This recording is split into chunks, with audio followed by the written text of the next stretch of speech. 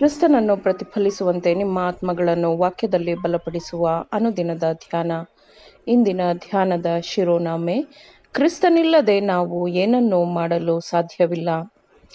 ಈ ದಿನದ ದೇವರ ವಾಕ್ಯ, ನೀವು ಕ್ರಿಸ್ತ ಯೇಸುವಿನಲ್ಲಿ ಇರುವುದು ಆತನಿಂದಲೇ. ಕ್ರಿಸ್ತ ಯೇಸು ನಮಗೆ ದೇವರ ಕಡೆಯಿಂದ ಜ್ಞಾನವು, ನೀತಿ, ಶುದ್ಧೀಕರಣ, ವಿಮೋಚನೆಗಳಿಗೆ ಕಾರಣನೂ ಆದನು.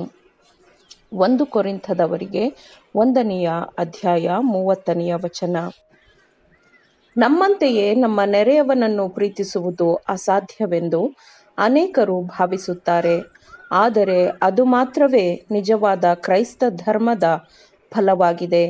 ಇತರರ ಮೇಲಿನ ಪ್ರೀತಿ ಎಂದರೆ ಯೇಸು ಕ್ರಿಸ್ತನನ್ನು ಧರಿಸಿಕೊಳ್ಳುವುದು ಎಂದು ಅರ್ಥ, ಮತ್ತು ಅದು ಅದೃಶ್ಯವಾದ ಲೋಕವನ್ನು ದೃಷ್ಟಿಯಲ್ಲಿಟ್ಟುಕೊಂಡು ನಡೆಯುವುದು ಮತ್ತು ಕೆಲಸ ಮಾಡುವುದೇ ಆಗಿರುತ್ತದೆ. ಆದುದರಿಂದ ನಂಬಿಕೆಯ ಕರ್ತೃವೂ ನಂಬಿಕೆಯನ್ನು ಪೂರ್ಣಗೊಳಿಸುವಾತನೂ ಆದ ಯೇಸುವನ್ನು ನಾವು ನೋಡುತ್ತಲೇ ಇರಬೇಕು. ಮೂರ್ಖನಾದ ಶ್ರೀಮಂತನಿಗೆ ನೀಡಲಾಗಿದ್ದ ಗಂಭೀರವಾದ ಎಚ್ಚರಿಕೆಯು ಅಂತ್ಯಕಾಲದವರೆಗೂ ಎಲ್ಲ ಮನುಷ್ಯರಿಗೆ ಸಾಕಷ್ಟು ಎಚ್ಚರಿಕೆಯಾಗಿರಬೇಕು.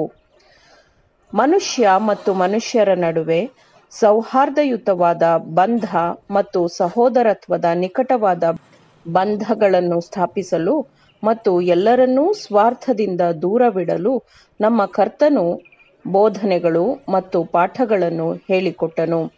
ವಿಶ್ವಾಸಿಗಳ ಹೃದಯಗಳು ಸಹಾನುಭೂತಿಯ ಬಲವಾದ ಬಂಧಗಳಲ್ಲಿ ನಿಕಟವಾಗಿ ಹೆಣೆಯಲ್ಪಡಬೇಕು ಎಂದು ಅವನು ಬಯಸಿದನು. ಈ ಮೂಲಕ ವಿಶ್ವಾಸಿಗಳೆಲ್ಲರೂ ಆತನೊಂದಿಗೆ ಐಕ್ಯವಾಗಿರಬಹುದು ಎಂದು ಅವನು, ಅಂದರೆ ಕರ್ತನು, ಭಾವಿಸಿದನು. ಯೇಸು ಕ್ರಿಸ್ತನ ಸದ್ಗುಣದ ಅರ್ಹತೆಯ ಮೂಲಕ ಅವರು ನಿತ್ಯವಾದ ಜೀವನವನ್ನು ಹುಡುಕುತ್ತಾ ದೇವರ ಮಹಿಮೆಯ ಭರವಸೆಯಲ್ಲಿ ಸಂತೋಷಪಡಲು ಒಗ್ಗಟ್ಟಾಗಬೇಕೆಂದು ಕರ್ತನು ಬಯಸುತ್ತಾನೆ. ಕ್ರಿಸ್ತನು ಹೃದಯದಲ್ಲಿ ನೆಲೆಸಿದ್ದರೆ ಆತನ ಪ್ರೀತಿಯು ಅದರ ಒಡೆಯನ ಮೂಲಕ ಇತರರಿಗೆ ಹರಡುತ್ತದೆ. ಮತ್ತು ಹೃದಯಕ್ಕೆ ಹೃದಯವನ್ನು ಬಂಧಿಸುತ್ತದೆ, ಬೆಸೆಯುತ್ತದೆ. ಕ್ರಿಸ್ತನ ಕೃಪೆಯು ಮಾತ್ರ ಒಬ್ಬ ಕ್ರೈಸ್ತನಾದವನ ಅವಲಂಬನೆಯಾಗಿರಬೇಕು, ಮತ್ತು ಅದು ಇದ್ದಾಗ ಕ್ರಿಸ್ತನು ಅವನನ್ನು ಪ್ರೀತಿಸಿದಂತೆ ಅವನು ತನ್ನ ಸಹೋದರರನ್ನು ಪ್ರೀತಿಸುತ್ತಾನೆ. ನಂತರ ಅವನು ಅವರನ್ನು ಬನ್ನಿರಿ ಎಂದು ಆಹ್ವಾನಿಸುತ್ತಾ ಅವರು ದೇವರೊಂದಿಗೆ ಸಮನ್ವಯಗೊಳ್ಳುವಂತೆ ಅವರನ್ನು ಬೇಡಿಕೊಳ್ಳಬಹುದು, ಓಲೈಸಬಹುದು. ಅವನ ಪ್ರಭಾವವು ಹೆಚ್ಚು ಹೆಚ್ಚು ದೃಢವಾಗಿರುತ್ತದೆ ಮತ್ತು ಅವನು ತನ್ನ ಜೀವನವನ್ನು ತನಗಾಗಿ ಕ್ರೂಜೆಗೇರಿದ ಕ್ರಿಸ್ತನಿಗಾಗಿ ಮೀಸಲಿಡುತ್ತಾನೆ, ಅರ್ಪಿಸುತ್ತಾನೆ. ಪ್ರೀತಿ ಪರಿಪೂರ್ಣವಾಗಿರುವಲ್ಲಿ ಆಜ್ಞೆಗಳು ಪಾಲಿಸಲ್ಪಡಲಾಗುತ್ತದೆ. ಅಲ್ಲಿ ಸ್ವಾರ್ಥಕ್ಕೆ ಎಡೆಯಿರುವುದಿಲ್ಲ. ದೇವರನ್ನು ಅತಿ ಹೆಚ್ಚಾಗಿ ಪ್ರೀತಿಸುವವರು ತಮಗಾಗಿ ಎಂದು ತನ್ನ ಜೀವನವನ್ನೇ ಕೊಟ್ಟವನಿಗಾಗಿ ಮಾತ್ರ ಕೆಲಸ ಮಾಡುತ್ತಾರೆ, ಶ್ರಮಿಸುತ್ತಾರೆ, ಬಳಲುತ್ತಾರೆ ಮತ್ತು ಆತನಿಗೇ ಜೀವಿಸುತ್ತಾರೆ. ಕ್ರಿಸ್ತನ ನೀತಿವಂತಿಕೆಯನ್ನು ನಮ್ಮದಾಗಿಸಿಕೊಳ್ಳುವ ಮೂಲಕ ಮಾತ್ರ ನಾವು ಆಜ್ಞೆಗಳನ್ನು ಪಾಲಿಸಬಹುದು. ನೀವು ನನ್ನನ್ನು ಬಿಟ್ಟು ಏನೂ ಮಾಡಲಾರಿರಿ ಎಂದು ಕ್ರಿಸ್ತನು ಹೇಳಿದ್ದಾನೆ. ಕ್ರಿಸ್ತನ ನೀತಿವಂತಿಕೆಯಾಗಿರುವ ಆ ಪರಲೋಕದ ಉಡುಗೊರೆಯನ್ನು ನಾವು ಸ್ವೀಕರಿಸಿದಾಗ ನಮಗೆ ದೈವ ಅನುಗ್ರಹವನ್ನು ಕೊಡಲಾಗಿದೆ ಮತ್ತು ಮಾನವ ಬಲಗಳು ಶಕ್ತಿಹೀನವಾಗಿವೆ ಎಂಬುದನ್ನು ನಾವು ಕಂಡುಕೊಳ್ಳುತ್ತೇವೆ.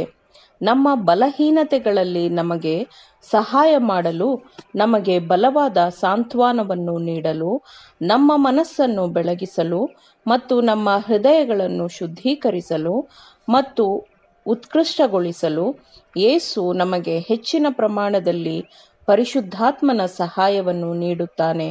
ಮತ್ತು ಕ್ರಿಸ್ತನು ನಮಗೆ ಜ್ಞಾನವಾಗಿರುತ್ತಾನೆ, ನೀತಿಯಾಗಿರುತ್ತಾನೆ, ಶುದ್ಧೀಕರಣವಾಗಿರುತ್ತಾನೆ ಮತ್ತು ವಿಮೋಚನೆಯಾಗಿರುತ್ತಾನೆ. ಕ್ರೈಸ್ತೀಯ ಜೀವನದ ಆರಂಭದಿಂದ ಕೊನೆಯವರೆಗೆ ಕ್ರಿಸ್ತನಿಲ್ಲದೆ ಒಂದೇ ಒಂದು ಯಶಸ್ವಿಯಾದ ಹೆಜ್ಜೆಯನ್ನು ಇಡಲು ನಮಗೆ ಸಾಧ್ಯವಿಲ್ಲ. ನಿರಂತರವಾಗಿ ತನ್ನ ಆತ್ಮವು ನಮ್ಮೊಂದಿಗೆ ಇರಬೇಕೆಂದು ಆತನು ತನ್ನ ಆತ್ಮವನ್ನು ನಮಗಾಗಿ ಕಳುಹಿಸಿದ್ದಾನೆ ಮತ್ತು ಕ್ರಿಸ್ತನಲ್ಲಿ ಸಂಪೂರ್ಣವಾಗಿ ನಂಬಿಕೆ ಇಟ್ಟು ನಮ್ಮ ಚಿತ್ತವನ್ನು ಆತನಿಗೆ ಒಪ್ಪಿಸುವ ಮೂಲಕ ಆತನು ಎಲ್ಲಿಗೆ ಹೋದರೂ ನಾವು ಆತನನ್ನು ಹಿಂಬಾಲಿಸಬಹುದು. ತನ್ನ ಪವಿತ್ರವಾದ ಪ್ರಭಾವಕ್ಕೆ ಒಳಗಾಗುವ ಪ್ರತಿಯೊಂದು ಹೃದಯದಲ್ಲಿ ಪವಿತ್ರಾತ್ಮವು ಕೆಲಸ ಮಾಡುತ್ತದೆ. ಕ್ರಿಸ್ತನ ನೀತಿವಂತಿಕೆಯು ಅಂತಹವರ ಮುಂದೆ ನೆಲೆಸಿರುತ್ತದೆ ಮತ್ತು ಕರ್ತನ ಮಹಿಮೆಯು ಅವರ ಹಿಂಭಾಗದಲ್ಲಿ ನೆಲೆಸಿರುತ್ತದೆ.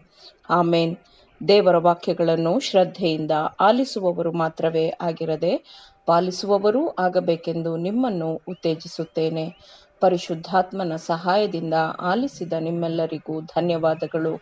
ಮತ್ತೆ ದೈನಂದಿನ ಧ್ಯಾನಕ್ಕಾಗಿ ನಾಳೆ ಸಂಧಿಸೋಣ. ಆಮೇನ್.